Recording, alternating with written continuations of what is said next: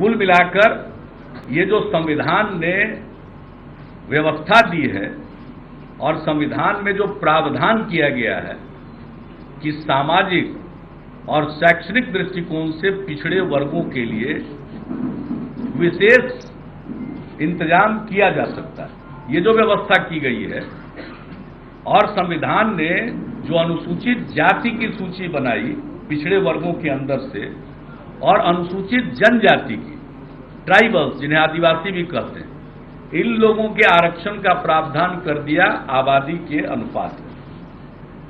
और बाकी जो अन्य पिछड़े वर्ग हैं, जिसको आप ओबीसी कहते हैं, अदर बैकवर्ड क्लासेज, उसके लिए व्यवस्था दे दी गई कि राज्यों में इस बात पर भी किया जा सकता है, केंद्र भी कर सकता है। एक लंबे संघर्ष के बाद ओबीसी के लिए आरक्षण की व्यवस्था वीपी सिंह जी के कार्यकाल में लागू की गई, राज्यों में अलग अलग समय में लागू की गई। यह व्यवस्था संविधान सम्मत।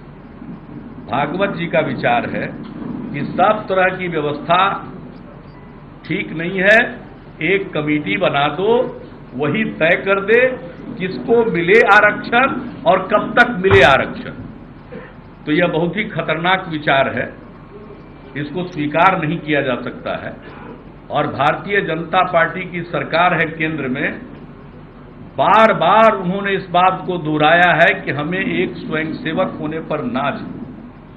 तो जो आरएसएस का विचार है वो अंतिम है। ये बोले कुछ भी,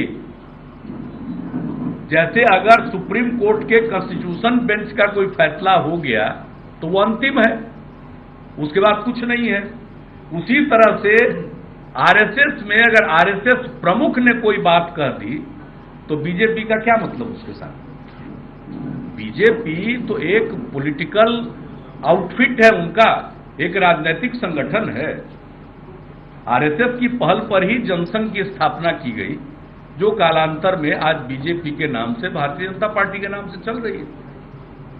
और सभी प्रचारक और स्वयंसेवक सर्वोच्च पदों पर विराजमान है और इनको नाज है।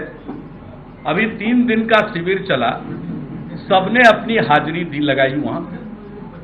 और जो अगर भागवत जी कह दिए उससे अलग कोई विचार है, इनका कोई मंत्री केंद्र में या कोई नेता कुछ कह देता है, उसकी कोई वक़्त नहीं, उसकी कोई कीमत नहीं।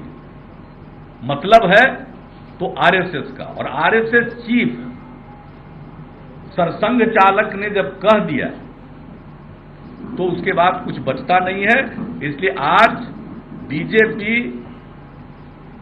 बिल्कुल सामने है, समाज में गरीब गुरबा वंचित लोगों के बीच में भ्रम पैदा करके उनका समर्थन हासिल करना चाहती है, किसी का डर दिखाकर समर्थन हासिल करना चाहती है, और दूसरी तरफ उनके हितों पर कुठाराघात करने की इनकी पूरी तैयारी है।